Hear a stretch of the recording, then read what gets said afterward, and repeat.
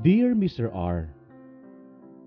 Sa isang tahimik na lugar sa baryo ng isang lalawigan, naninirahan si Elena. Siya ay isang 43 anyos na byuda na mahigit isang dekada nang namumuhay kasama ang kanyang anak na si Mia matapos pumanaw ang kanyang asawa dahil sa sakit ng puso. Magmula noon, isinubsob niya ang sarili sa pagpapalaki sa kanyang nag-iisang anak na si Mia. Ang kanyang araw-araw ay umiikot sa pagsisikap na matustusan ang pangangailangan ng anak, habang patuloy na ginagampanan ang mga tungkulin sa tahanan. Sa kabila ng lungkot na iniwan ng pagkawala ng kanyang kabiyak, natuto siyang magpatuloy humugot ng lakas mula sa pagmamahal sa kanyang anak at sa tahimik na mundong bumabalot sa kanyang buhay sa baryo. Siya ay isang tipikal na ina, mapagmahal, masipag, at handang gawin ang lahat para sa kanyang anak. Kahit mahirap ang buhay, ni minsan ay hindi siya nagreklamo.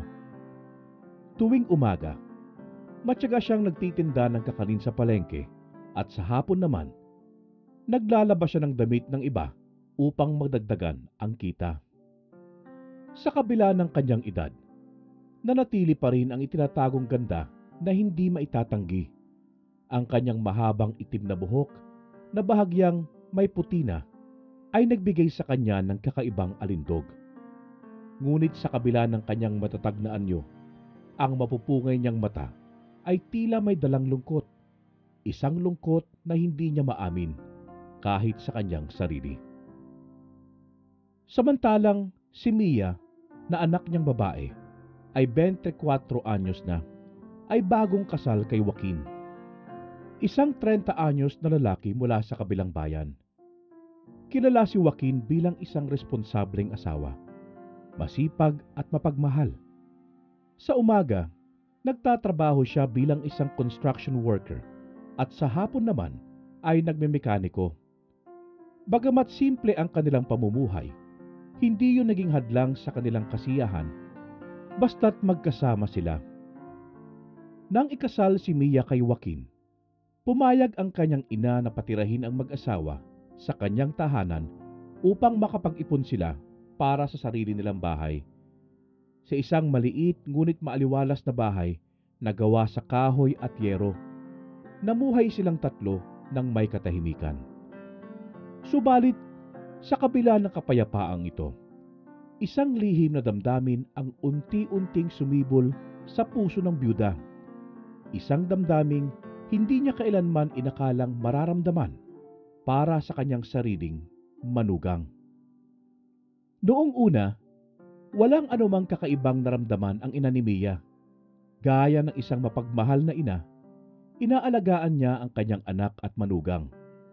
Ipinaglaba sila, nilutuan ng pagkain, at tinulungan sa mga gawaing bahay. Isang normal na pagsasama para sa isang byudang ina at sa bagong kasal niyang anak. Ngunit habang lumilipas ang mga buwan, unti-unting napansin niya ang isang bagay tungkol kay Joaquin. Hindi lamang pala ito mabait. Siya rin ay maginoo at maalalahanin. Sa bawat simpleng kilos nito, ang maingat na pagtulong sa kanya sa kusina, ang pag-aabot ng mga gamit ng may paggalang, at ang mga simpleng ngiting puno ng pagpapahalaga, ay nagsimulang umusbong ang isang damdaming pilit niyang itinatanggi. Hindi dapat, hindi maaaring maramdaman niya ito. Ngunit paano niya pipigilan ang sariling pusong natutunan ng humanga sa lalaking hindi niya dapat iibigin? Isang umaga, habang nagtitimpla si Elena ng kape sa kusina, lumapit si Joaquin sa kanyang biyenan. "Nay, wag na po kayo magpagod ng sobra." Saad nito habang inaabot ang kutsara mula sa kamay nito. "Ako na po magtitimpla ng kape ninyo." Nagulat si Elena at napatulala sa lalaki. Hindi na siya sanay na may nag-aalaga sa kanya. Matagal na rin mula nang may nagpakita sa kanya ng ganitong klase ng atensyon. Isang atensyong hindi lamang pangkaraniwan. Sa mga sumunod na araw, Napansin niyang madalas siyang pasimpleng tinitingnan ni Joaquin. Hindi niya alam kung imahinasyon niya lamang yon. Ngunit sa tuwing mahuhuli niya nakatitig ito sa kanya, agad itong tatalikod o mag-aaktong abala sa ibang bagay. Sa bawat maliit na kilos ni Joaquin, katulad ng pag-aabot ng kanyang tsinelas, ang pag-aalok ng payong tuwing umuulan, ang pag-aayos ng upuan bago maupo, ay unti-unting may bumubukal na damdamin sa kanyang loob. Ano ba itong nararamdaman ko? Tanong niya sa sarili, isang gabi habang nakahiga sa kama. Bakit ako kinakabahan tuwing nandyan siya? Sinubukan niyang iwaksi ang pag-aalinlangan. Ngunit paano kung ang damdaming ito ay hindi na niya kayang pigilan? Nararamdaman ni Elena ang matinding pagkalito mula nang mapansin niya ang kakaibang kilos ni Joaquin. Pilit niyang iwinaksi ang mga kaisipang bumabagabag sa kanya, sapagkat alam niyang hindi dapat magkaroon ng puwang sa kanyang puso ang ganitong damdamin. Isa siyang ina at si Joaquin ay asawa ng kanyang anak. Ngunit sa kabila ng kanyang pagsisikap na umiwas, may mga sandali na hindi niya maiwasang humanga sa binata. Hindi ba't natural lamang na humanga sa isang lalaking nagmamagandang loob? Hindi ba't normal lang na makaramdam ng pasasalamat sa isang taong may malasakit? Subalit, sa tuwing magtatama ang kanilang mga mata, may kung anong init ang dumadaloy sa kanyang katawan.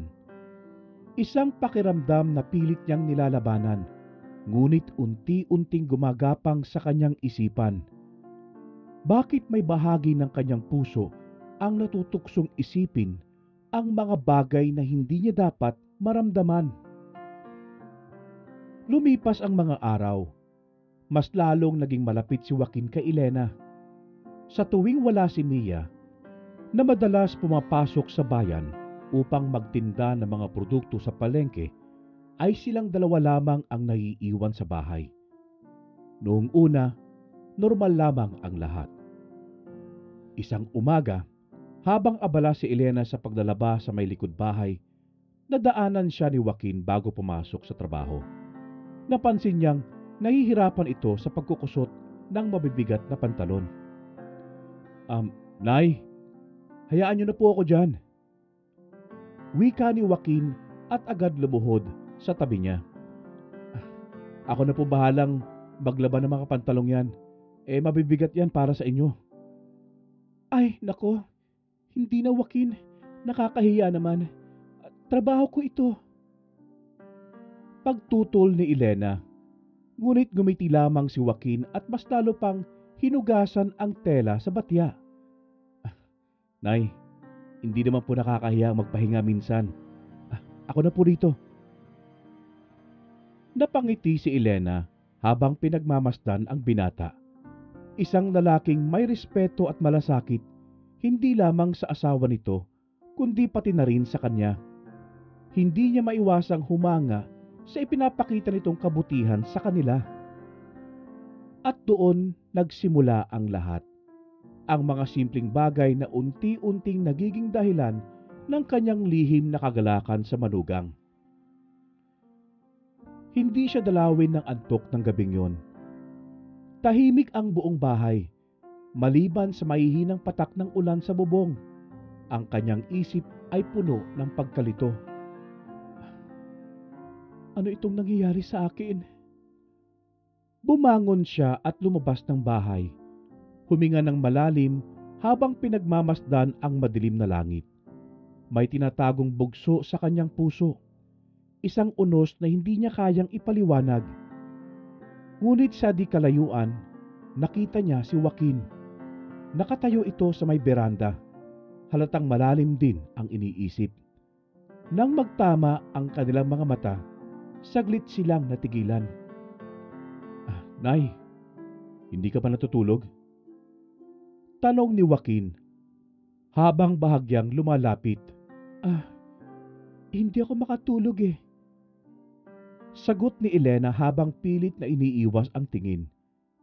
Tahimik silang dalawa. Walang imik, ngunit damang-dama nila ang bigat ng hangin sa pagitan nila. At sa isang iglap, nadama ni Elena ang banayad na paglapit ni Joaquin. Hindi ito nagsalita, ngunit sa titig nito, may isang bagay na hindi niya mabasa. Nay, bahagya siyang napaatras. Pumasok ka na, Joaquin. Dahan-dahan siyang tumalikod, pilit pinipigilan ng sarili. Hindi niya dapat maramdaman ito. Hindi dapat. Ngunit alam niyang isang kasinungalingan ang sabihing wala siyang nararamdaman. Tuluyan na ngang dumating ang tag-ulan at isang gabi, habang tulog na si Mia, biglang lumakas ang ulan at hangin. Kaagad na bumangon si Elena upang isara ang mga bintana sa kusina. Ngunit sa kanyang pagmamadali, nadulas siya sa basang sahig. Napasigaw siya at ilang segundo lang ay mabilis na dumating si Joaquin. Nay, ano pong nangyari? Tanong nito habang inalalayan siyang bumangon.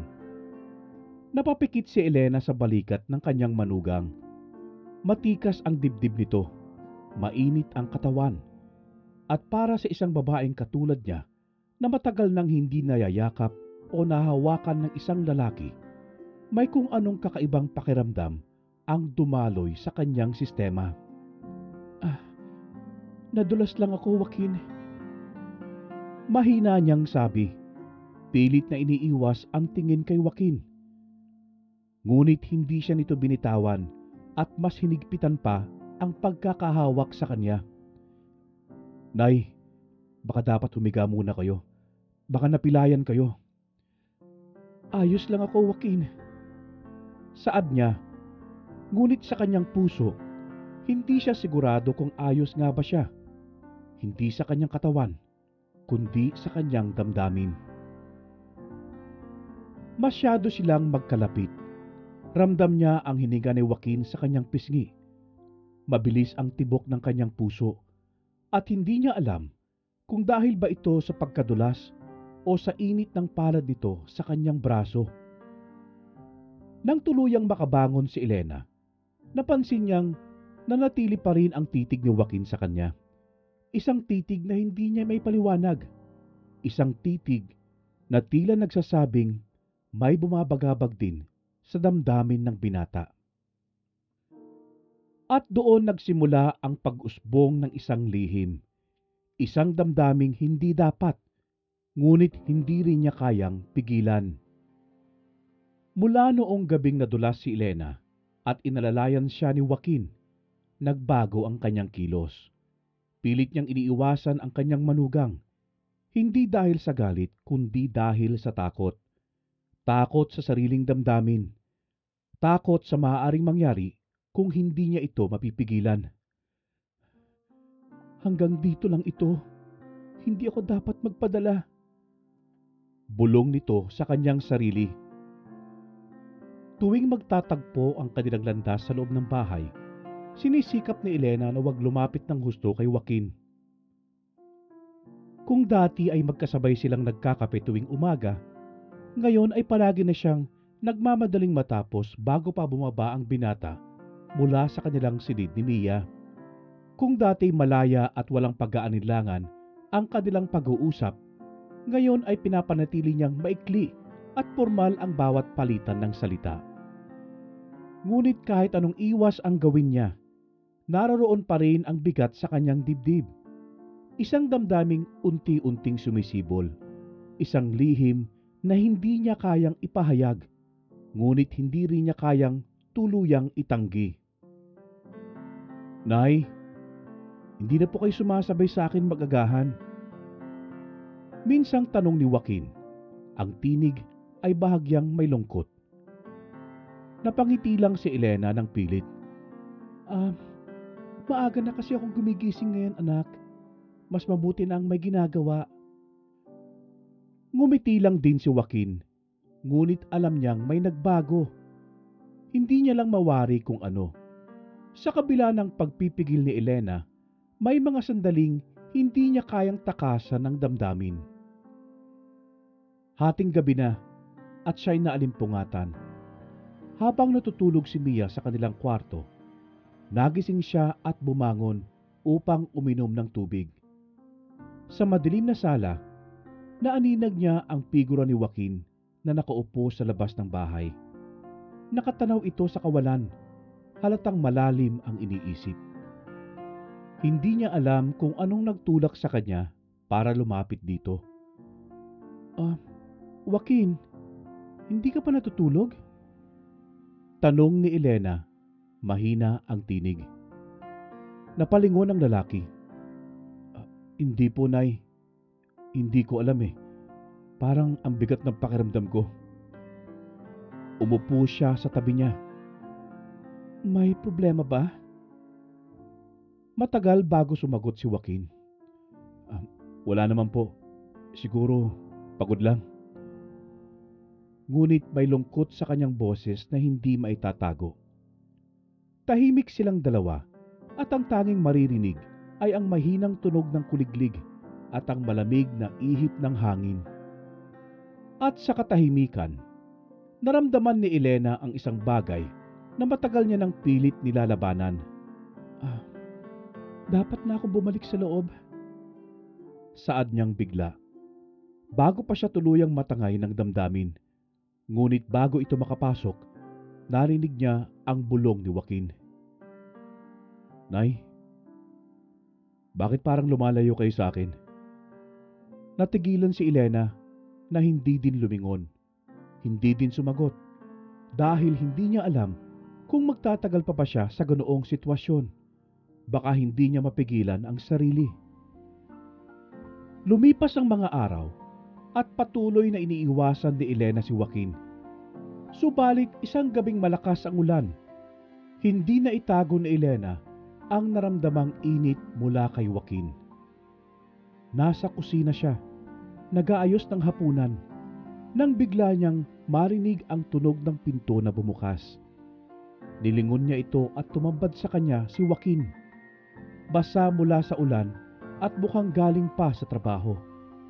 Hindi ito agad umakyat sa kanilang kwarto ni Mia. Nay, pwede po ba tayo mag-usap? Tanong ni Joaquin. Napalunok si Elena. Tungkol saan? Lumapit si Joaquin. Ngunit nanatiling nakatayo si Elena sa tabi ng hapagkainan, nag-aalangan. Alam kong may nagbago. Alam kong iniiwasan niyo ako.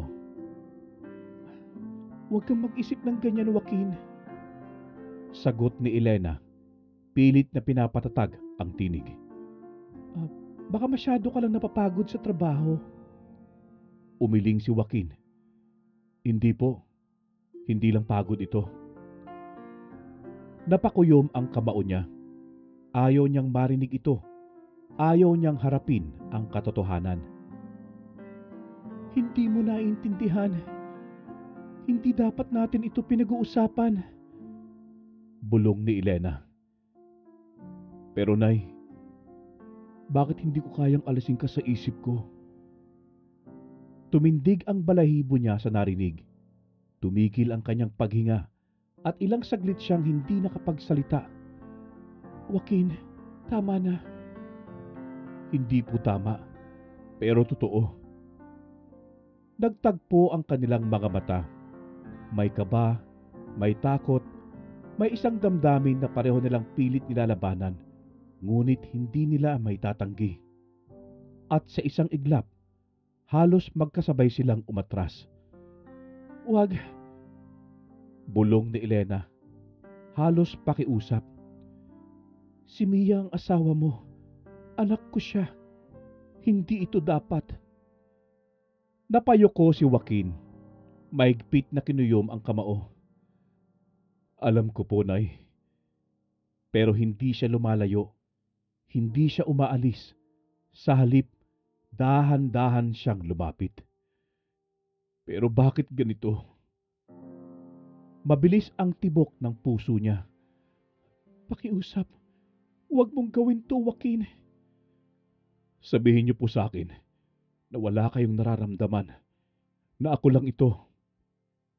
Hindi siya makasagot. Hindi niya kayang magsinungaling. Sige na po, sabihin niyo po at titigil ako. Bulong ni Joaquin na halos nagsusumamo. Nanginig ang mga kamay ni Elena. Joaquin, isang hakbang na lang ang pagitan nila. Isang hakbang na lang bago nila tuluyang lampasan ang linya ng tama at mali. At sa huling saglit, pinilit niyang iniwas ang tingin. Hindi ako ang para sa iyo. Nakita niya ang sakit sa mata ni Joaquin. Ngunit wala siyang magagawa. Kung hindi siya ang tatapos nito, sino? Si Mia ang asawa mo. Mahal mo siya, hindi ba? Saad ni Elena, mahina ngunit matigas. Halos lumunok ng hangin si Joaquin. Tila hindi makapaniwala. Tila may gusto pa siyang sabihin, na may gusto pa siyang gawin. Pero sa huli, tumalikod na lang siya.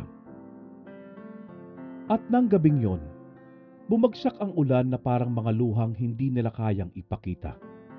Si Elena ay tahimik na umiiyak sa likod ng pinto, habang si Joaquin ay nakatayo sa ilalim ng ulan, nag-iisa. Pareho nilang alam na hindi nila kayang pigilan ang nararamdaman, ngunit pareho din nilang alam na hindi sila kailanman maaaring magkatuluyan. Pagkatapos ng gabing yon, sa kabila ng kanilang unang pagsuko sa damdamin, ay sinubukan nila ni Joaquin na bumalik sa dati. Ngunit paano mo ibabalik ang isang pusong tuluyan ng bumigay? Paano mo tatanggalin ang init ng haplos na matagal mong hinanap? Nagbago ang lahat pagkatapos ng gabing yon. Sa umaga, kunwari normal lang ang takbo ng buhay sa bahay. Ang anak niyang si Mia ay masayang nag-aasikaso ng agahan, habang si Elena at si Joaquin ay tila dalawang estrangherong iniiwasang magtagpo ang kanilang tingin. Ngunit sa tuwing hindi nakatingin si Mia, hindi nila maiwasang maghanap ng sulyap sa isa't isa. Mga mata na puno ng hindi masabing damdamin. Sa tuwing dadaan si Joaquin malapit sa kanya, kahit hindi sinasadya, magtatama ang kanilang mga kamay, at sa isang segundo, parang bumabalik sila sa gabing nagawa nila ang isang pangyayari. Sa mga yakap, sa mga halik, sa mga bulong ng kanilang mga pusong uhaw sa pagmamahal. Joaquin, hindi na natin dapat ito ginagawa. Bulong niya isang hapon nang mahuli niya si Joaquin na matagal nang nakatitig sa kanya habang siya ay nagluluto. Ngunit imbis na sumagot, lumapit si Joaquin. Hinaplos nito ang kanyang braso at isang sandali lang nanginig ang buo niyang katawan. Sabihin niyo po, Nay, na kaya niyong kalimutan agad ang meron sa atin. Dahil ako, hindi ko kaya. Saad nitong mahina ang boses, halos pabulong. Napapikit si Elena. Gusto niyang sumigaw ng, "Oo, kaya kong kalimutan." Pero bakit parang isang malaking kasinungalingan lang ang lahat? Si Mia ang asawa mo. Ang sinagot niya lang, pero mahina na. Parang hindi na niya kayang ipaglaban ang sarili. Oo, pero ikaw, mahal din kita. Sagot ni Joaquin, walang pag-aalinlangan. At yun ang unang beses na inamin nila ang totoo sa isa't isa. At mula din noon, hindi na nila kayang umiwas pa sa isa't isa. Sa mga oras na wala si Mia, kapag lumuluwas ito papuntang bayan upang mamili, at kapag natutulog ng maaga dahil sa pagod, natutokso sina Joaquin at Elena na hanapin ang ligaya sa isa't isa. Isang hapon na tahimik ang bahay at isang hakbang lang ang pagitan nila Joaquin at Elena sa may kusina. Elena, bulong ni Joaquin. Hindi na siya tinatawag na inay, hindi bilang ina ng kanyang asawa, kundi bilang isang taong nararapat igalang at pag-ingatan. Tinawag siya ni Joaquin sa kanyang tunay na pangalan, isang bagay na matagal nang hindi naririnig ni Elena mula sa isang lalaki. Dahan-dahang lumapit si Joaquin.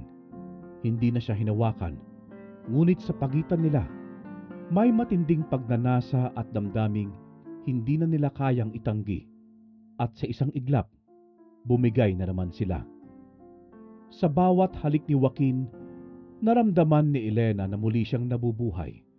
Sa bawat haplos nito, para bang binubura ang mga taon na ginugol niya sa pagiging isang ina, isang byuda, isang babaeng nalimutan na ang sarili. At sa gabing yun, muli silang nagkasala. Hindi lang ito nangyari ng isang beses. Tuwing magkakaroon ng pagkakataon, hinahanap nila ang isa't isa. Sa madilim na kusina, sa likod ng bahay habang naglalaba si Elena, sa mga gabing tahimik na bumabagsak ang ulan sa bubong, doon nila nahanap ang isa't isa. Joaquin, maling-mali ito. Palaging sambit ni Elena tuwing mahuhulog siya sa kanyang damdamin. Pero mahal kita at hindi ko kayang itigil ito. Sagot ni Joaquin, palaging ganoon. Minsan sa kalagitnaan ng gabi, hindi niya maiwasang magising at hanapin si Joaquin. Minsan din, sa gitna ng araw, hindi niya maiwasang isipin ang lalaking ilang hakbang lang ang layo sa kanya. At minsan, kapag hawak ni Joaquin ang kanyang kamay, parang ayaw na niyang itong bitawan pa. Hindi lang ito pagnanasa, hindi lang ito isang tukso. Ito ay isang pagmamahal na hindi niya inakalang mararanasan pa niyang muli. Pero paano kung isang araw, may isang tao ang makahuli sa kanila? Paano kung isang araw, kailangan na nilang harapin ang katotohanang hindi sila kailanman maaaring magkasama? Sa bawat lihim na yakap, sa bawat halik na palihim, at sa bawat sandaling akala nila'y walang makakahuli, unti-unti nilang nilasong dalawa ang kanilang pamilya. Hindi nila naisip na ang kasalanang tinikman nila ng paulit-ulit ay magdudulot ng pagbagsak sa lahat ng mahalaga sa kanila. Hanggang sa isang gabing huli na ang lahat upang magsisi. Sa katahimikan ng kanilang bahay, si Mia, na nooy dapat ay natutulog sa kwarto nilang mag-asawa, ay nagising sa kakaibang pakiramdam. Naramdaman din niyang wala sa tabi niya ang asawa. Hindi niya alam kung bakit. Ngunit may kung anong bumabagabag sa kanya. May kung anong humihila sa kanya upang bumangon. Habang naglalakad siya papunta sa kusina upang uminom ng tubig, napansin niyang may ilaw sa kwarto ng kanyang ina. Hindi ito pangkaraniwan. Dahan-dahan siyang lumapit dito. Nang buksan niya ang pinto, bumagsak ang kanyang mundo. Doon, sa ilalim ng mahina at dilaw na ilaw ng lampara, nakita niyang magkahawak kamay si Joaquin at ang kanyang ina. Ang mga mata nila'y puno ng damdamin, tila nasa isang mundong ang dalawa lamang ang nagkakaintindihan. At nang mahuli niya silang naghahalikan, gumuho ang lahat. Sa isang iglap, lahat ng pangarap ni Mia, lahat ng tiwala, lahat ng paniniwala sa pag-ibig ay natupok ng isang katotohanang hindi niya kailanman naisip na kakaharapin. Hindi niya namalayan na tumutulo na ang kanyang luha. Hindi niya din namalayan nang mapaatras siya at marinig siya ng dalawang nagkasala. Mia! Bulong ni Elena. Halos walang boses. Kitang-kita ang takot at pagkabigla sa kanyang mukha. Naramdaman ni Mia ang malamig na hangin na dumampi sa kanyang balat, na halos manindig ang kanyang balahibo. Ngunit mas matindi ang ginaw na bumalot sa kanyang puso. Nanginginig ang kanyang tinig nang magsalita siya. Halos pabulong. ngunit puno ng takot at pag-aalinlangan. "Huwag!" Mahina niyang sambit, nanginginig ang bawat pantig. Muling bumagsak ang katahimikan sa pagitan nilang mag-ina. Ang mga mata ni Elena ay puno ng lungkot, waring nagmamakaawang maunawaan siya ni Mia. Ngunit para kay Mia, hindi yun madali. Ang puso niya ay nagbabaga sa sakit at unti-unting napuno ng panghihinayang at pagkasuklam. Hindi niya alam kung paano ito tatanggapin. Hindi niya alam kung paano haharapin ang katotohanang pilit na ipinagtatapat sa kanya. Kailangan ba niyang makinig? O kailangan na lang niyang tumakbong palayo? Magkunwaring hindi niya maririnig ang mga sasabihin ng ina. Ngunit hindi niya kayang ipikit ang kanyang mga mata sa katotohanan. Hindi niya kayang takasan ng pait na gumuguhit sa kanyang dibdib. "Sabihin mong hindi totoo!"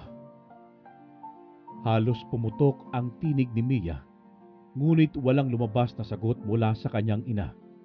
Ang katahimikan ni Elena ang nagsilbing pinakamalakas na kumpirmasyon. Tila siya ay natuwag sa sasabihin. At doon, tuluyang gumuho ang mundo ni Mia. "Pakinggan mo muna ako, anak!" Lumuhod si Elena sa harapan ni Mia. Pilit na inaabot ang kanyang kamay. Ngunit mabilis na umatras si Mia na parang ang simpleng haplos ng balat ni Elena ay sunog sa kanyang balat.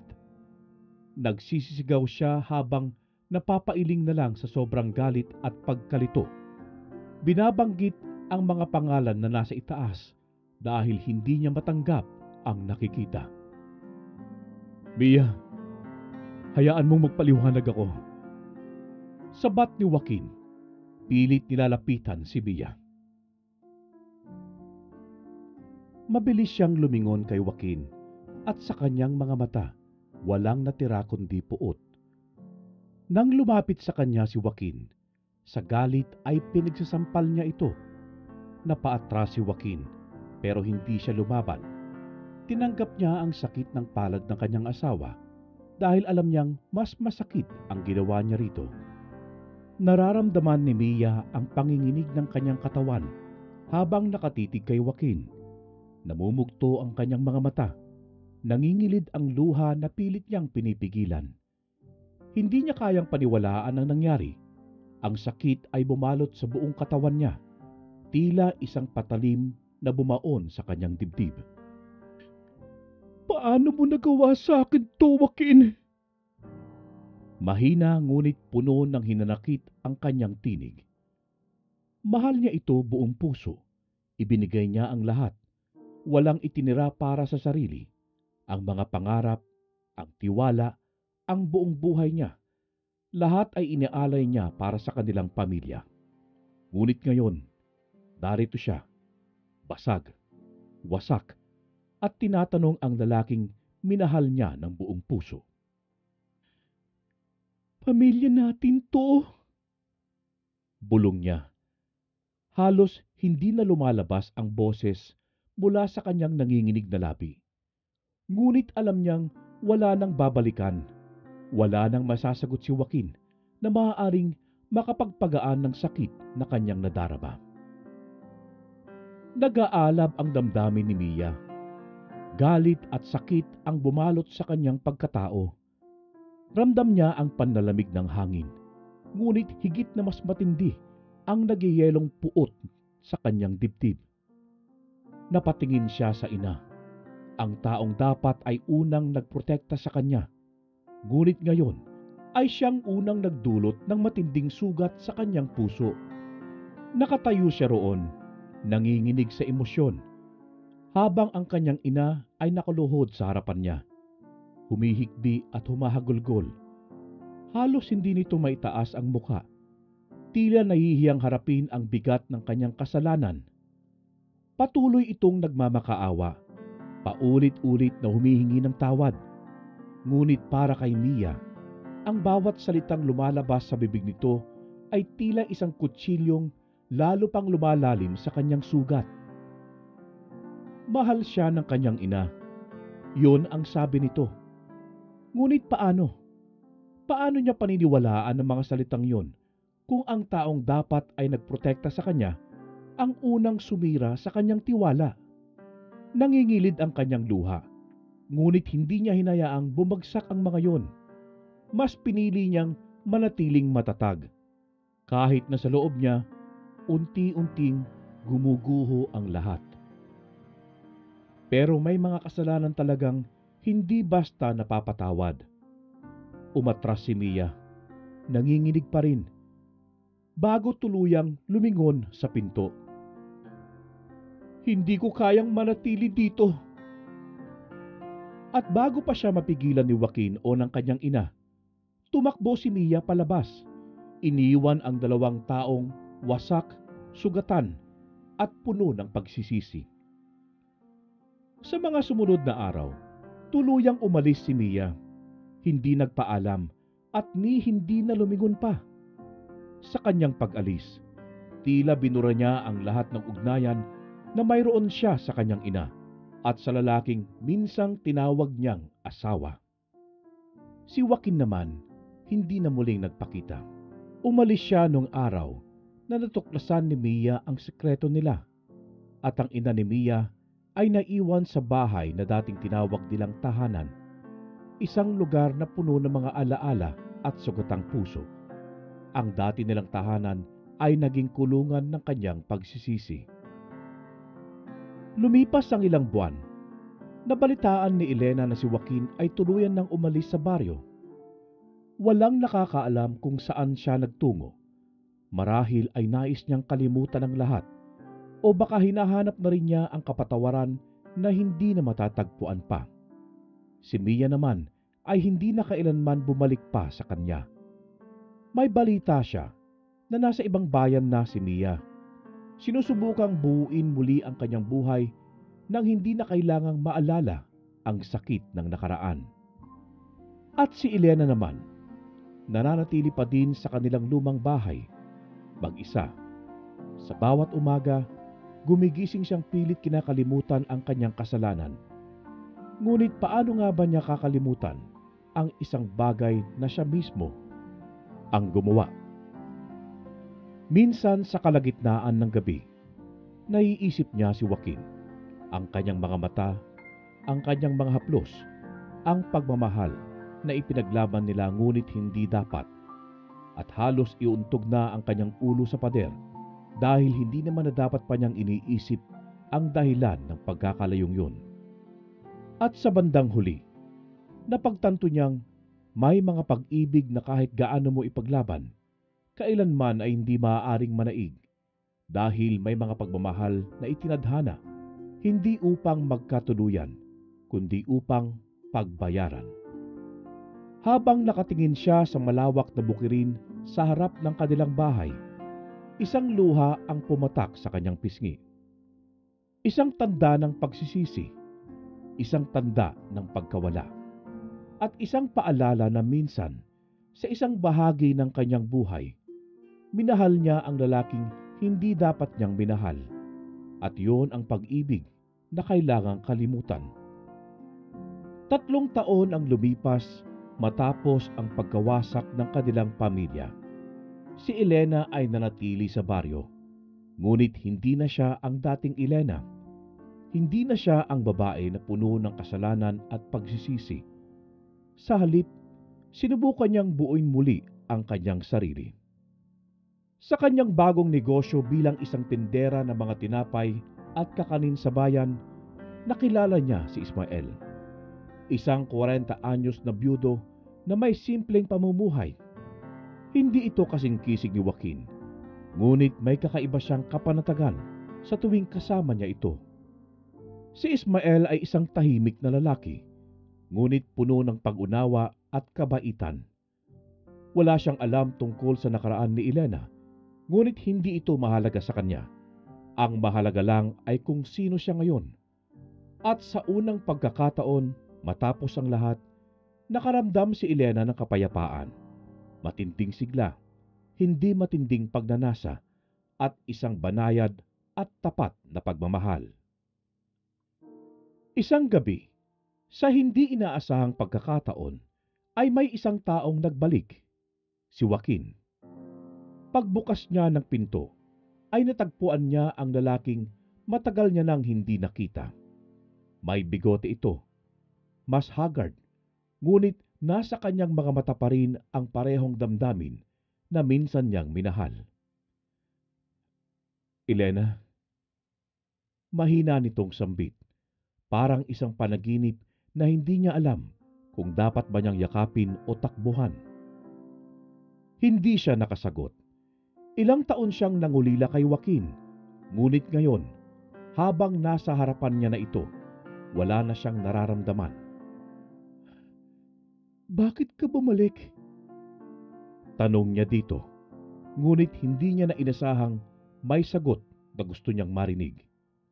Huminga ng malalim si Joaquin. Dahil gusto kong bumawi. Para saan? Napakuyom siya ng kamao. Para sa akin? O para sa sarili mo?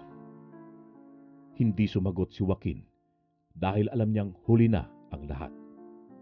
Sa gabing yon, nag-usap sila ng matagal, hindi bilang magkasintahan, kundi bilang dalawang taong minsang pinagtagpo ng tadhana, ngunit itinadhana ring maghiwalay dahil hindi naman dapat yun. Pinagbigyan siya ni Elena ng pagkakataon na kausapin siya upang magkaroon na din ng peace of mind. Para siyang nabunutan ng tinik ng mga oras na yon. At sa huli, bago siya umalis, tinitigan ni Joaquin si Elena sa huling pagkakataon. Sana maging masaya ka, kahit hindi na kami ang dahilan ng kaligayahan mo. At sa huling pagkakataon, lumingon ako kay Joaquin. Matagal na kitang pinatawad, Joaquin. Pero tapos na ang lahat sa atin. At nang umalis si Joaquin ng gabing yun, tuluyan na siyang kinalimutan ni Elena.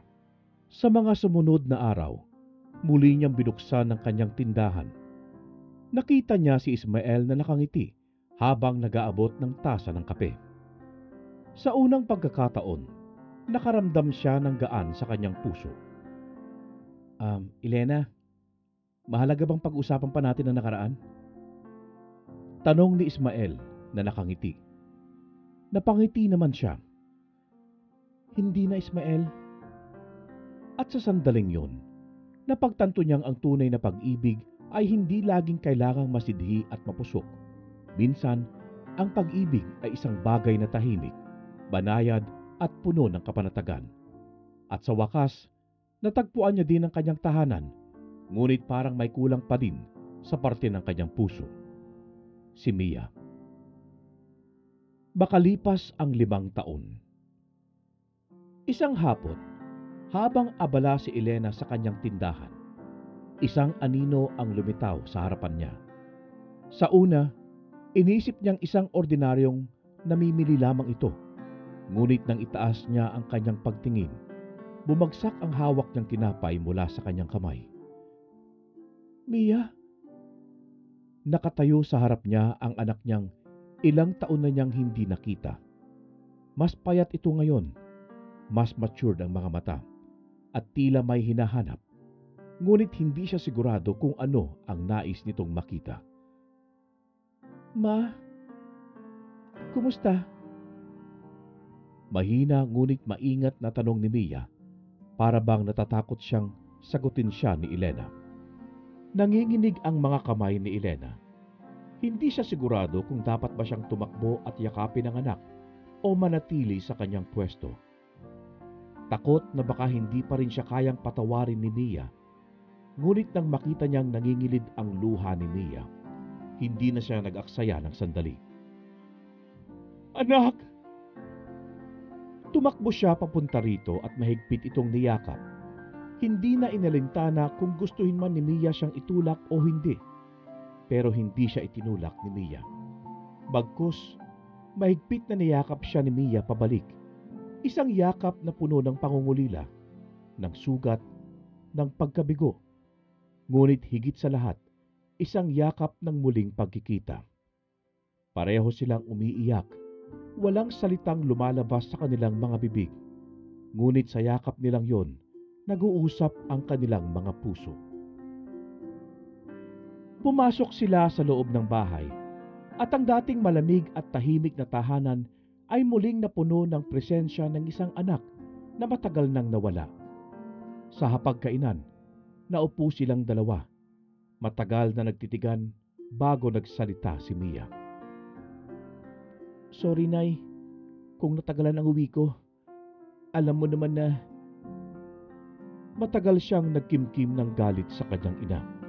Hindi lamang dahil sa nangyari kay Joaquin, kundi dahil sa mas matinding sugat na iniwan nito sa kanyang puso, ang pakiramdam ng pagkawala. Hindi lang si Joaquin ang nawala, pati ang ina na siyang naging sandigan niya noon. Unti-unting lumayo hanggang sa tuluyang hindi na niya maramdaman ang presensya nito. Bilang isang anak, siya ang unang nakaranas ng pagmamahal mula rito. Ngunit siya rin ang unang nakadama ng matinding sakit na dulot ng isang pusong nadurog. Hindi niya inasahan na ang taong dapat na unang nagpoprotekta sa kanya ang siya ring magiging dahilan ng kanyang pinakamalalim na sugat. Tumango si Elena. Walang kahit anong depensa sa sarili. Alam ko, anak. At hanggang ngayon, pinagsisisihan ko yun. Huminga ng malalim si Mia. Matagal kong inisip kung kailan ako magiging handang bumalik dito. Kung kaya ko pang tignan ka bilang ina ko. Napalunok si Elena. At ngayon, kaya mo na ba, anak? May ilang segundo ng katahimikan bago muling nagsalita si Mia. Hindi ko alam kung kaya kong kalimutan, pero natutunan kong hindi ko na gustong mabuhay sa galit. Kaya gusto kong subukang patawarin ka, Nay. Tumulo ang luha niya. Hindi niya kailanman inaasahang maririnig ang salitang yon mula sa kanyang anak. Hindi kita mamadaliin, anak. Basta't alam mong mahal na mahal kita. At hindi ako titigil sa pagsubok na maging ina ulit para sa iyo. Nagkatinginan sila. At sa kauna-unahang pagkakataon, muli silang nagngitian. Hindi pa ganap na buo. Hindi pa ganap na naibalik ang dati nilang relasyon. Pero isang simula. At minsan, hindi mo kailangang agad burahin ang nakaraan para lang makapagsimula muli. Habang lumilipas ang mga linggo, unti-unting bumabalik si Mia sa kanilang tahanan. Hindi naging madali ang proseso. Maraming tahimik na hapunan, maraming gabing puno ng tanong at sagot, ngunit sa kabila ng lahat, pinili niyang manatili. At isang gabi, habang magkasamang naglalakad sila ni Mia sa ilalim ng buwan, biglang nagtanong ang kanyang anak. Si Joaquin, hindi mo na ba siya hinanap? Napahinto siya at saglit na nag-isip bago ngumiti ng bahagya. Hindi ko na siya kailangang hanapin. Bakit? Tumingin ako sa aking anak na may kapayapaan sa aking mga mata. Dahil natagpuan ko na ang sarili ko, anak. At sa wakas, natagpuan ko na rin ang pagmamahal na hindi kailanman kailangang itago. Sa di kalayuan, nakita nila si Ismael. Nakatayo sa harapan ng tindahan niya na may hawak na 2 tasa ng kape. Nakangiti habang hinihintay silang mag-ina. Napatingin si Mia sa kanya at sa unang pagkakataon, nakita niya ang isang Elena na payapang hindi na nagtatago, hindi na nagkukubli, at hindi na nasasakal sa bigat ng kanyang nakaraan. Ma, masaya ka na ba? Tanong ni Mia. Tahimik ngunit puno ng pag-unawa. Ngumiti siya, tumingin kay Ismael na tila isang paalala ng kanyang bagong simula. Oo, anak. Sa wakas, masaya na ako. At sa unang pagkakataon, naramdaman ni Mia na marahil oras na rin niyang isara ang sugat na minsang iniwan sa kanya ng nakaraan. Dahil minsan, Ang tunay na kapatawaran ay hindi tungkol sa paglimot, kundi sa pagpili ng kapayapaan. At sa gabi ding yon, sa ilalim ng mga bituin, sa wakas ay natagpuan nila ni Mia ang bagay na matagal na nilang hinahanap. Isang tahanan na puno ng pagpapatawad, kapanatagan, at pagmamahal na hindi kailanman kailangang itago. Mula nang maghiwalay ang kanilang pamilya, unti-unting natutunan nila ni Mia kung paanong magsimulang muli. Si Elena, na minsang napuno ng pagsisisi, ay natutong lumaban muli para sa kanyang sarili. Ang dating simpleng tindahan ng tinapay at kakalin sa bayan ay lumago na. Dahil sa sipag at tiyaga, unti-unting dumami ang kanyang mga suki. Naging kilala siya sa buong baryo bilang isa sa pinakamahusay na gumagawa ng tinapay. At dahil dito, nakapagpatayo siya ng mas malaking panaderya na hindi lang sumusuporta sa kanyang pangangailangan, kundi nagbibigay rin ng trabaho sa iba pang kababaihan sa kanilang bayan. Sa bawat pagmamasa ng harina, sa bawat piraso ng tinapay na iniluluto sa oven, nararamdaman niyang hindi lang siya bumubuo ng negosyo. Bumubuo rin siya ng isang bagong buhay, isang bagong pagkatao na hindi na nakakulong sa mga maling desisyon ng nakaraan. Matapos bumalik sa bahay ni Mia, ay nagdesisyon itong hanapin ang kanyang sariling landas. Gusto niyang magkaroon ng sariling trabaho, sariling tagumpay, isang bagay na hindi niya kailangang iasa kanino man. Kaya isang araw, nagdesisyon siyang mag-apply sa isang malaking kumpanya sa bayan. Habang naglalakad papasok sa gusali, hindi niya maiwasang kabahan. Ito ang simula ng kanyang bagong buhay at wala siyang ibang hangad kundi ang makahanap ng trabaho upang mapatunayan sa sarili niyang kaya niyang tumayo sa sarili niyang paa. Ngunit hindi niya inaasahan na ang unang hakbang patungo sa kanyang bagong simula ay hahantong sa isang muling pagkikita sa lalaking minsan niyang minahal at pinakanasaktan siya, si Joaquin. Pagpasok niya sa loob ng opisina para sa kanyang interview, pakiramdam niya'y bumagal ang oras nang makita ang lalaking nakaupo sa harap ng mesa. Matikas pa rin si Joaquin. Mas seryoso ang kanyang mukha, mas may otoridad, ngunit sa kanyang mga mata, may bahid ng pagkagulat at pangungulila. Mia? Halos malaglag ang hawak na resume ni Mia. Hindi niya inakalang ang lalaking minsan niyang minahal at minsang sumira sa kanyang mundo ay siyang taong makakaharap niya ngayon. Si Mia ay nakatayo sa harap ni Joaquin. Ang mga mata ay puno ng pagtataka at hindi makapaniwala. Ang kanyang tanong ay lumabas ng mahina, isang hindi inaasahang reaksyon sa kanyang natuklasan. Habang si Joaquin, bagamat naguguluhan, ay tumango at ipiniliwanag na isa siya sa mga may-ari ng gusali at direktor ng kumpanya. Saglit na tumahimik ang paligid habang nagsimulang maglaro sa isipan ni Mia ang mga salitang yun. Hindi siya sigurado kung ano ang dapat maramdaman. Ngunit may isang bagay sa kanyang puso na nagsasabing hindi na siya ang Mia na tumakbo mula sa nakaraan. Pinili niyang magpataw ng katahimikan sa sarili. Lumabas sa kanyang mga labi ang mga salitang hindi kayang ipaliwanag ang bigat. Dumayo siya rito para mag-apply ng trabaho, upang magsimulang muli, upang itaguyod ang bagong simula na hindi nakatali sa mga alaala ng nakaraan. Napakurap si Joaquin. Halatang hindi niya inasahan ang tapang na nakita niya sa mata ng kanyang dating asawa. Hindi ito ang parehong Mia na iniwan niya noon. Ngayon, isa na itong babae na hindi na takot lumaban. Mia, bulong ni Joaquin. Tila may gustong sabihin ngunit hindi alam kung paano sisimulan. Hindi na hinayaan ni Mia na lumalim pa ang usapan. Hindi ako nandito para sa personal na dahilan, Joaquin. Wala na akong hinahanap na paliwanag o kahit anong sagot mula sa iyo. Nandito ako dahil gusto kong magtrabaho.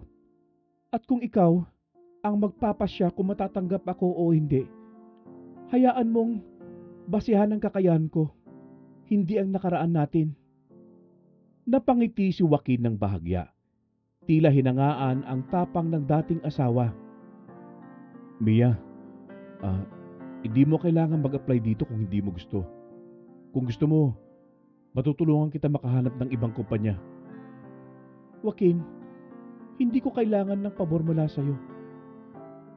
Pagputol ni Mia, diretso ang titig sa kanya. Gusto ko matanggap dito, hindi dahil sa kung sino ako sa'yo noon, kundi dahil sa kung ano ang kaya kong gawin. Tumahimik si Joaquin. Matapos ang ilang sandali, bumuntong hininga ito at kinuha ang resume na nakalapag sa mesa. Kung ganon, maupo ka, Mia. Simulan na natin ang interview. Seryoso nitong sabi. At sa pagkakataong yon, hindi na sila mag-asawang pinagtagpo ng isang masalimuot na nakaraan. Sila ay dalawang taong may sariling laban sa buhay. Dalawang taong handang harapin ang bukas nang hindi na nakatali sa sugat ng kahapon. Pagka-uwi ni Mia, ay agad niyang ikinuwento sa ina ang nangyari sa maghapon niya. Isinawalat niya din ang isang nakakagulat na balitang muli silang nagkita ng taong naging dahilan ng kanilang pagkasira. Isang taong ibinaon nila sa libot. Pero may mga pagkakataon talagang kahit na umiwas ka sa tadhana, pag ang nasa itaas ang nagdesisyon, ay wala ka talagang magagawa. Habang nagkukwento si Mia, ay nakabusangot lang ang mukha nito at ramdam ang kaba at galit na matagal na nitong itinago. Hindi man niya aminin, ay halata sa kanyang mahal na mahal pa niya si Joaquin. Noong araw na umuwi siya dito, ay halata sa kanyang masyado niyang nadamdam ang pagtataksil sa kanya ng dalawa dahil namayat ito at napabayaan ng sarili. Kaya hindi niya masisisi kung ganito ang reaksyon niya nang makitang muli ang dating asawa. Hindi pa naman sila tuluyang hiwalay ni Joaquin dahil kasal pa din naman sila sa papel. Anong plano mo niyan, anak? Tutuloy ka pa ba? Tanong sa kanya ni Elena habang naghahanda ng kanilang hapunan. Aba, oo naman, Nay. Baka masabihan niya pa akong bitter. Ipapakita ko sa kanyang nakalimutan ko na siya at hindi base ang nakaraan namin para sumuko ako sa pag-apply sa kumpanya niya. Palihim na ngumiti si Elena habang pinagmamasdan si Mia. Halata kay Mia ang pagkasabik na muling mapalapit kay Joaquin at kahit hindi ito mabanggit ng diretsyo, alam niyang magiging masaya ang kanyang anak kung magbalikan silang dalawa. Hindi ito sa pagsisinungaling, kundi dahil sa tunay na pagnanasa na muling maramdaman ang pagmamahal ni Joaquin. Sana nga ay suyuin pa siya nitong muli. Mahigit 6 na taon na ang nakalipas mula nang mangyari ang isang bangungot sa kanilang buhay. Wala na ring balita si Elena kay Joaquin simula nang magpunta ito sa bahay at humingi ng tawad. Sa mga sumunod na buwan, nagtrabaho si Mia ng mabuti. Pinatunayan niya sa kanyang sarili na hindi siya natanggap dahil lang sa kanyang dating koneksyon kay Joaquin, kundi dahil kaya niyang gawin ang trabaho ng mas mahusay sa kahit sino paman. Ngunit habang magkasama sila sa opisina, hindi nila maiwasang magbalik tanaw sa nakaraan. Isang gabi, habang nag-overtime si Mia, napansin niyang dumaan si Joaquin sa kanyang cubicle. Hindi ka pa ba uuwi?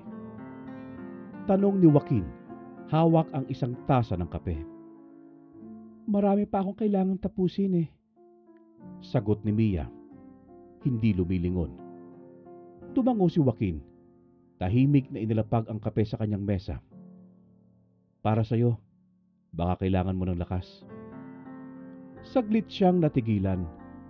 Ganitong-ganito ang Joaquin na minahal niya noon. Maalalahanin, tahimik pero puno ng malasakit. At sa gabing yun, muling tumibok ang puso niya. Kahit ilang taon pa siyang nagpakatatag upang pigilan ito.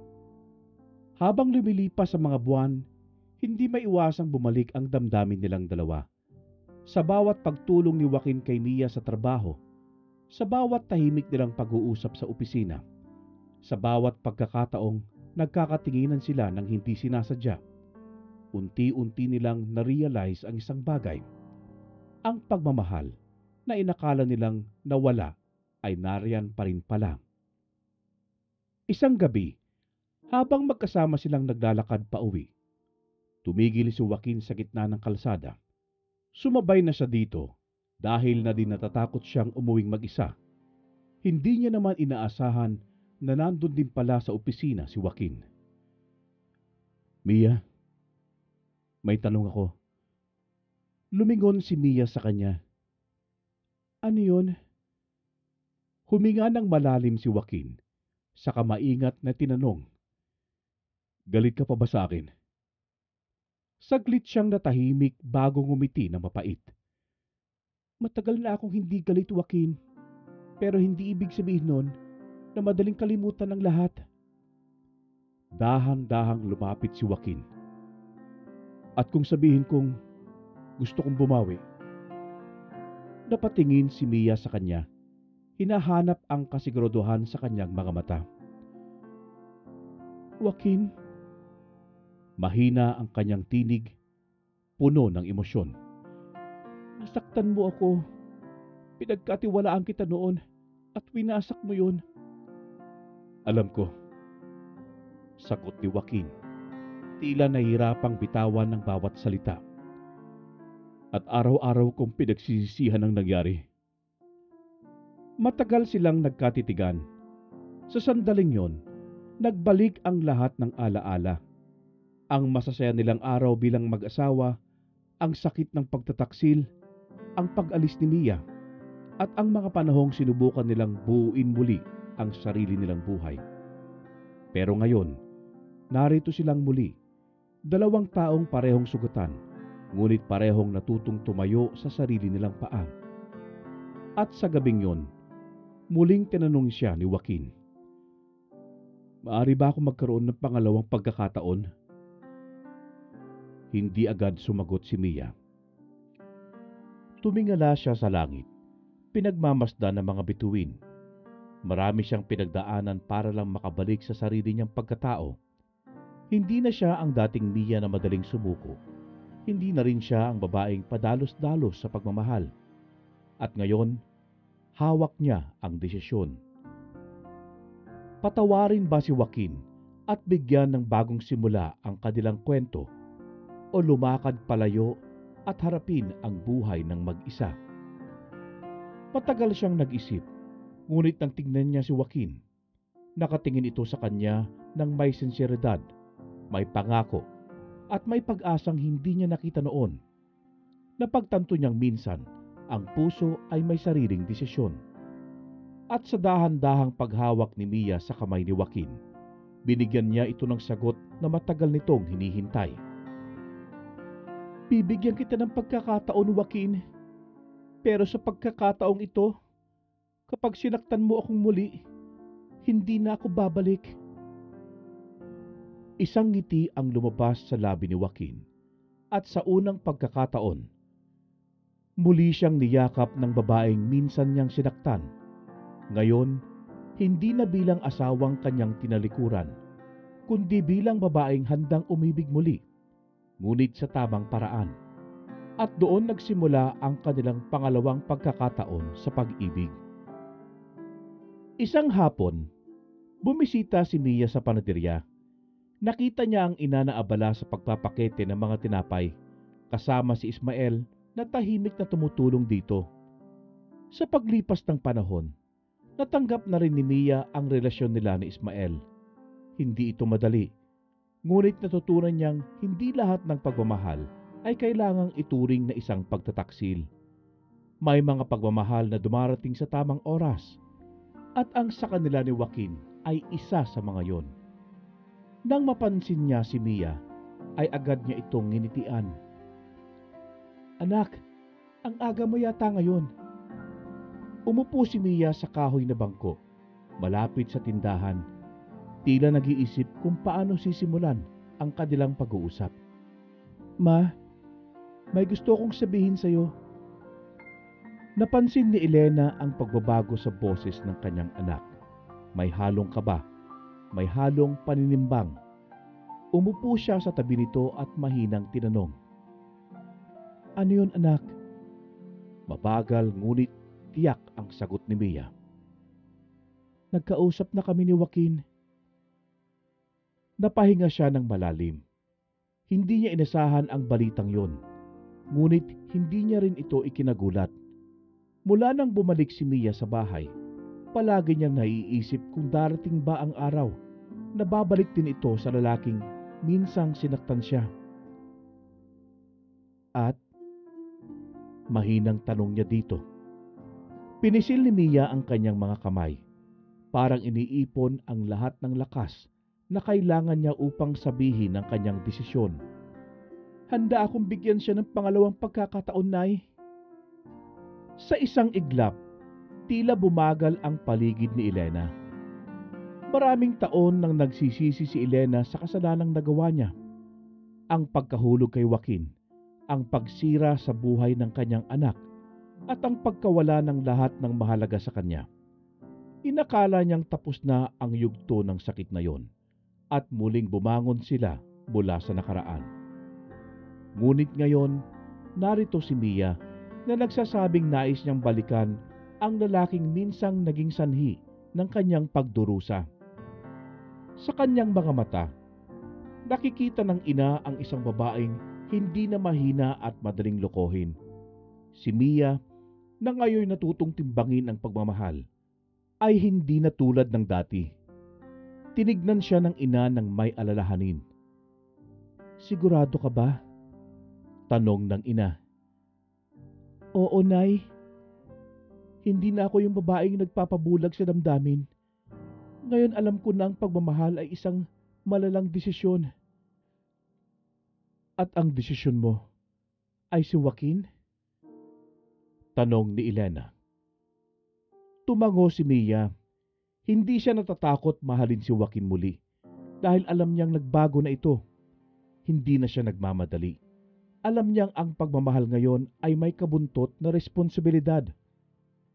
Tahimik siyang tumingin kay Mia. Maraming taon na ang nakalipas mula nang magdesisyon siyang magtakip ng mga sugat ng nakaraan. Maraming gabi niyang ipinagdasal na sana'y matagpuan ni Mia ang tamang tao na magmamahal sa kanya. At sa pag-iisip niya, akala niyang ang sagot ay ang paglimos kay Joaquin. Ngunit nang makita niyang narito na si Mia, muling nagmamahal. Hindi dahil sa takot kundi dahil sa tapang. Napagtanto niyang hindi na niya kailangang panghawakan ang nakaraan. Ang tanging magagawa niya lang ay magtiwala. Hawak ni Mia ang kamay ng kanyang ina. Mahina ngunit may katiyakang sinabi ni Elena. Kung yan ang desisyon mo, anak, wala akong ibang hihilingin kundi ang kaligayahan mo. Ngumiti si Mia at hinigpitan ang hawak sa kamay ng kanyang ina. Salamat, Nay. At sa unang pagkakataon, naramdaman ng ina niya ang tunay na pagpapalaya. Makaraan ang ilang buwan, muling bumalik sa buhay ni Mia si Joaquin. Hindi bilang lalaking kailangang ipaglaban, kundi bilang lalaking natutong maghintay. Sa bawat araw na magkasama sila, hindi nila minadali ang mga bagay. Pinili nilang kilalanin muli ang isa't isa, hindi bilang mag-asawang sinira ng nakaraan, kundi bilang dalawang taong muling nagmamahal sa tamang paraan. Si Joaquin ay hindi na ang lalaking mahina sa tukso, at si Mia ay hindi na ang babaeng madaling ipagpalit. Sila ngayon ay dalawang taong pinanday ng sakit, pinatatag ng panahon, at muling pinagtagpo hindi upang ulitin ang parehong pagkakamali, kundi upang ipakita na minsan may pangalawang pagkakataon ang tunay na pagmamahal. Isang hapon, habang nakatayo si Mia sa harap ng panaderya ng kanyang ina, nakita niyang masayang nag-uusap sina Elena at Ismael. magkasamang nagtutulungan sa negosyo. Minsan, naisip niya kung ano kaya ang mangyayari kung hindi nangyari ang lahat ng sakit noon. Ngunit ngayon, sa katahimikan ng araw na yon, alam niyang walang saysay ang panghihinayang. Dahil minsan, ang mga sugat ng kahapon ay kailangan upang maituro sa atin kung ano ang tunay na halaga ng pag-ibig. Ngayon, hindi na siya biktima ng kanyang nakaraan. Siya na ngayon ang babae na pumili ng sarili niyang kapalaran. At sa piling ni Joaquin, sa pagkakataong ito, hindi na niya hahayaang masirang muli ang pag-ibig na natutunan niyang ipaglaban. Lumipas ang ilang buwan mula nang magdesisyon si Mia na bigyang muli ng panibagong pagkakataon si Joaquin. Hindi naging madali ang lahat. Maraming pag-aalinlangan. Maraming gabing puno ng takot na baka maulit lang ang nakaraan. Ngunit sa bawat araw na lumilipas, natutunan niyang hindi lang puso ang kailangang gamitin sa pag-ibig. Kailangang may tiwala, kailangang may paninindigan, at higit sa lahat, kailangang may patawad. Hindi lang para sa taong nanakit, kundi para rin sa sarili. Ngayon, sa unang pagkakataon, mula nang muling nag-cruise ang kanilang mga landas, magkasama silang babalik sa bahay kung saan nagsimula ang lahat. Sa tahanang minsan nilang iniwan, ngayon ay muli nilang babalikan. Huminto ang sasakyan ni Joaquin sa harap ng maliit man pero maaliwalas na bahay ni Elena. Ang araw ay marahan na lumulubog sa kalangitan, bumabalot sa paligid ng ginuntuang liwanag ng dapit hapon. Tahimik na bumaba si Mia, kasunod si Joaquin. Sa kabila ng lamig ng simoy ng hangin, ramdam ni Joaquin ang bahagyang pawis sa kanyang mga palad. Matagal-tagal na rin mula nang huli siyang tumapak sa bahay na ito. At sa ngayon, hindi niya may paliwanag ang halo-halong damdaming bumabalot sa kanya. Si Mia, na nasa tabi niya, ay hindi rin mapakali. Ito ang unang beses na haharaping muli ni Joaquin si Elena. Hindi bilang manugang na minsang nagkamali, kundi bilang lalaking buong pusong bumalik sa anak nito. Huminga ng malalim si Mia bago marahang kumatok sa pinto. Ilang sandali ang lumipas bago bumukas ang pinto. At doon sa may pintuan nakatayo si Elena. May bahagyang takot sa kanyang mata, ngunit may hindi maitagong saya nang makita ang kanyang anak. Mia, mahina niyang sambit.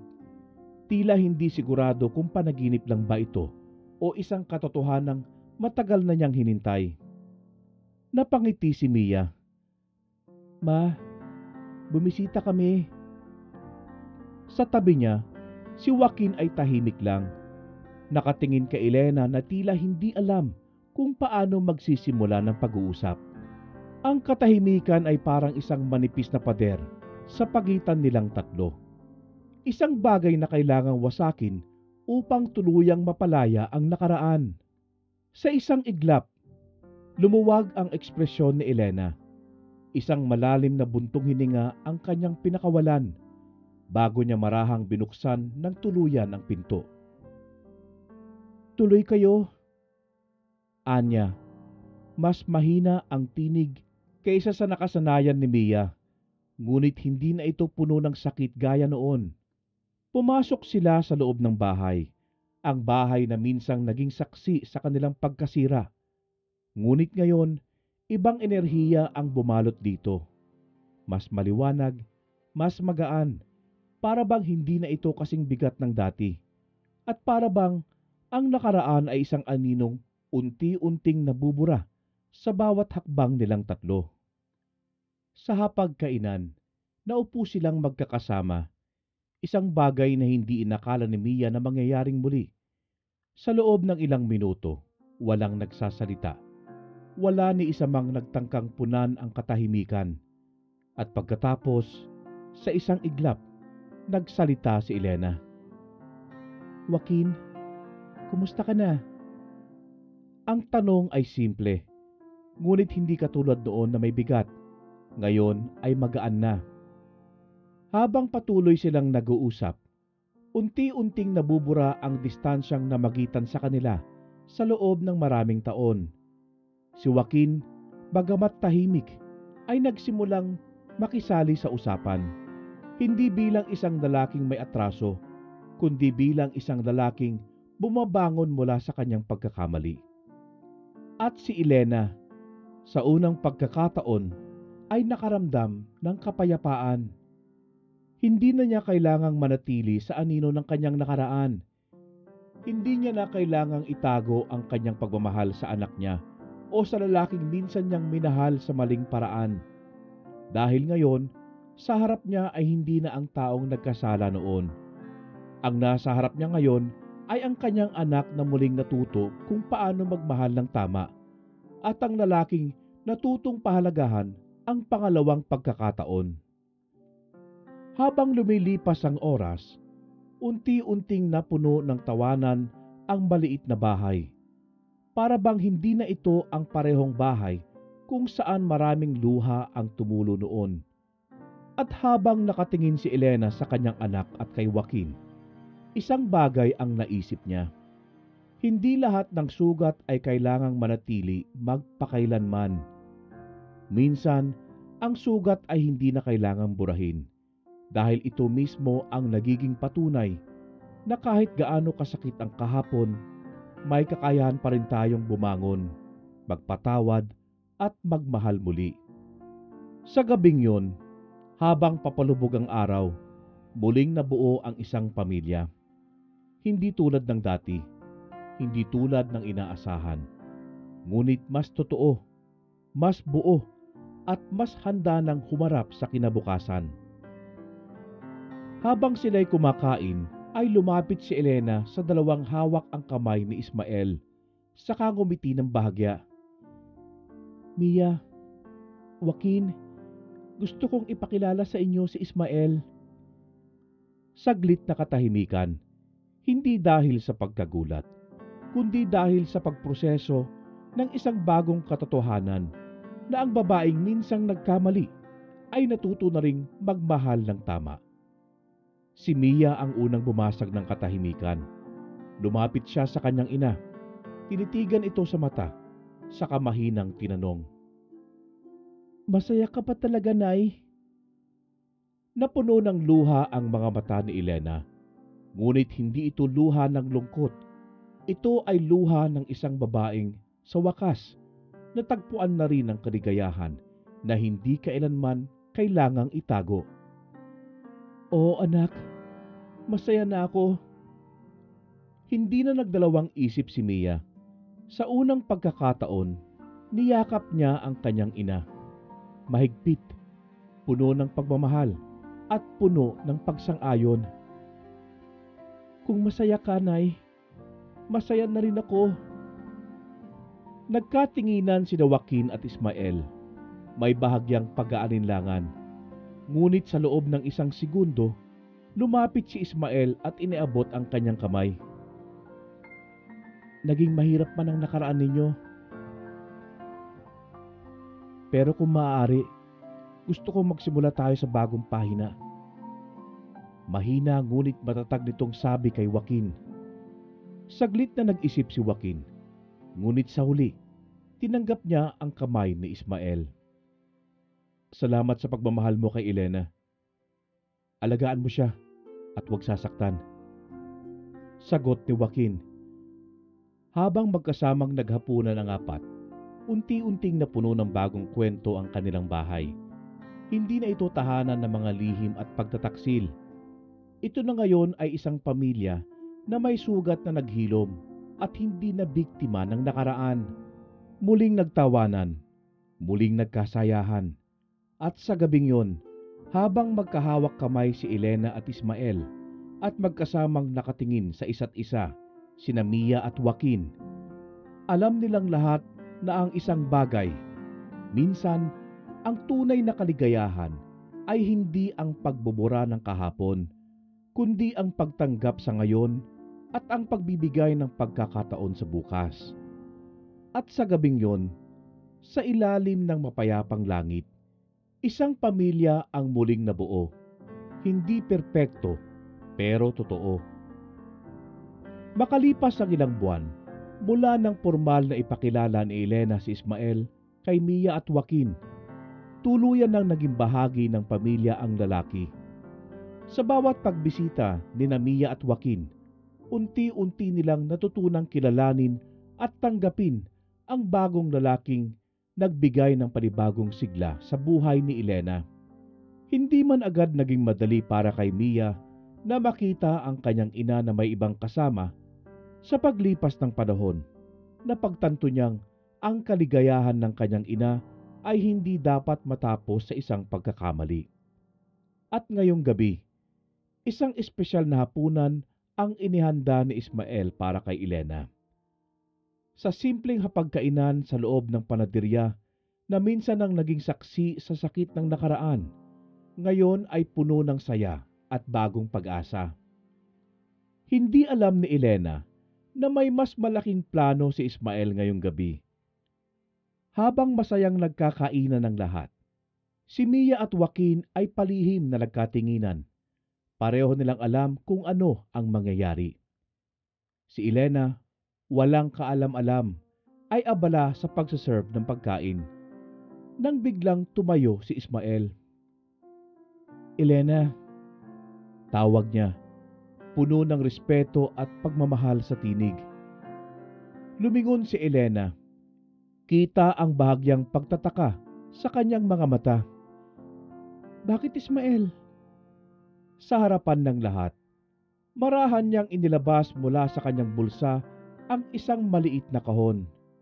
At sa isang iglap, lumuhod siya sa harapan ni Elena. Nagulat si Elena. Nanatili lamang siyang nakatayo. Hindi alam kung paano magre-react. Si Mia ay napangiti habang si Joaquin ay nakangiti rin. Ngayon ay tanggap na ang bagong kabanata sa buhay ni Elena. "Elena, matagal na kitang mahal. Hindi ako perpekto, pero gusto kong makasama ka sa natitirang bahagi ng buhay ko." Saad ni Ismael, kitang-kita ang senseridad sa kanyang mga mata. "Maaari mo ba akong gawing pinakamaswerteng lalaki sa mundo? Elena, will you marry me?" Sa loob ng ilang segundo, tahimik ang buong paligid. Ramdam ni Elena ang mabilis na tibok ng kanyang puso. Matagal na siyang natatakot sa ideya ng muling pag-ibig. Matagal na siyang nag-aalinlangan kung may karapatan pa ba siyang lumigaya. Ngunit sa mga mata ni Ismael, nakita niya ang isang bagay na noon pa niya hinahanap, ang kapayapaan. Kung kay Joaquin noon ay isang pagmamahal lamang na puno ng init at tukso, isang pag-ibig na inilaban sa maling paraan. Ngunit si Ismael ay isang tahimik na pag-ibig, isang pagmamahal na hindi kailangang itago, hindi kailangang ipaglaban sa tadhana. Siya ay isang bagong simula. At sa unang pagkakataon, hindi siya natakot lumakad papunta rito. Dahan-dahan niyang iniabot ang kanyang kamay. Tinapik ang pisngi ni Ismael at may luha sa kanyang mga mata. Marahan siyang tumango. "Oo, Ismael, pakakasalan kita." Napuno ng saya ang paligid. Si Mia ay agad na yumakap sa kanyang ina. Habang si Joaquin ay maingat na tinapik ang balikat ni Ismael bilang pagbati. Sa hapong yon, sa ilalim ng dapit hapon, isang bagong pamilya ang muling nabuo. Hindi man perpekto, hindi din ayon sa tradisyon, pero puno ng tunay na pagmamahal. At habang magkahawak kamay sina Elena at Ismael, Mia at Joaquin, alam nilang hindi kailanman natatapos ang kwento ng pag-ibig. Dahil sa bawat pagsubok, sa bawat sakit, sa bawat kasalanan, laging may pagkakataong bumangon, magmahal muli, at maging malaya. Sa isang maliit ngunit magandang simbahan sa kanilang bayan, Sa harap ng kanilang mga mahal sa buhay, pinatunayan nina Elena at Ismael na hindi hadlang ang nakaraan upang muling magmahal at lumigaya. Habang naglalakad si Elena sa gitna ng simbahan, nakasuot ng isang simpleng puting bestida, hindi niya mapigilang maluha. Matagal na niyang inisip na ang pagkakataong ito ay hindi na muling darating. Inakala niyang matapos ang lahat ng kanyang kasalanan at pagkakamali, wala ng taong tatanggap sa kanya ng buong buo.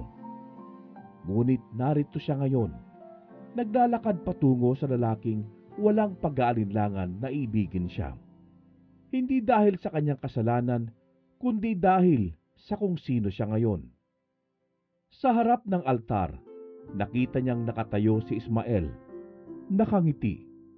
Ang mga mata ay puno ng pagmamahal at pangako. Sa harap ng lahat, nang bigkasin nila ang kanilang mga pangako sa isa't isa, alam nilang ito na ang simula ng isang mas payapa at mas tunay na pagmamahal.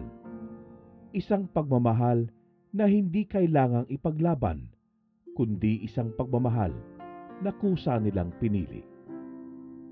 Habang pinapanood ni Mia ang kasal ng kanyang ina, hindi niya maiwasang hawakan ang kanyang tiyan na ngayon ay may laman na ng kanilang magiging anak ni Joaquin.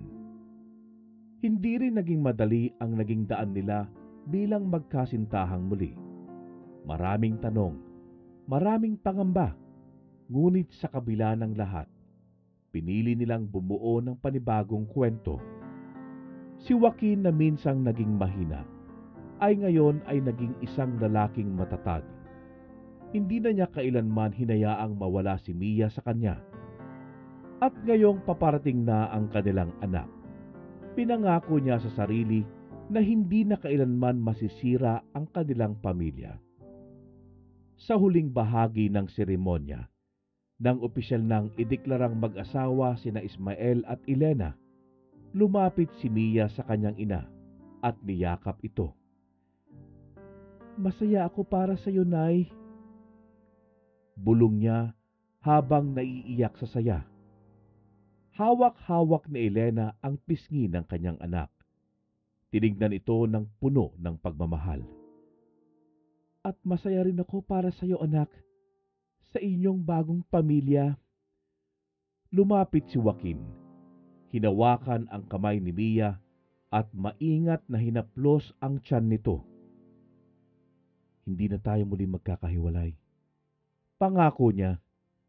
At sa harap ng simbahan, sa ilalim ng mainit na sikat ng araw, isang bagong kabanata ang nagbukas para sa kanilang lahat. Si Elena at Ismael, isang pag-ibig na dumating sa tamang panahon. Habang si Mia at Joaquin, isang pagmamahal na muling pinagtibay ng tiwala. At ang bagong buhay na nasa sinapupunan ni Mia ay isang simbolo na sa kabila ng lahat, ang pamilya ay may kakayahang maghilom at muling mabuo. Habang sama-sama silang naglalakad palabas ng simbahan, ang kanilang mga ngiti ay sagisag ng pangalawang pagkakataon sa buhay at sa pag-ibig. Hindi perpekto ang kanilang kwento. Maraming sakit, maraming pagkakamali. Ngunit sa huli, ang tunay na pagmamahal ay hindi tungkol sa isang paano ito nagsimula. Ito ay tungkol sa kung paano nila pinili ang isa't isa hanggang sa dulo. At sa simula ng kanilang bagong buhay bilang isang pamilya, isang bagay ang tiyak. Ito ang pag-ibig na hindi kailanman kailangang itago. Wakas,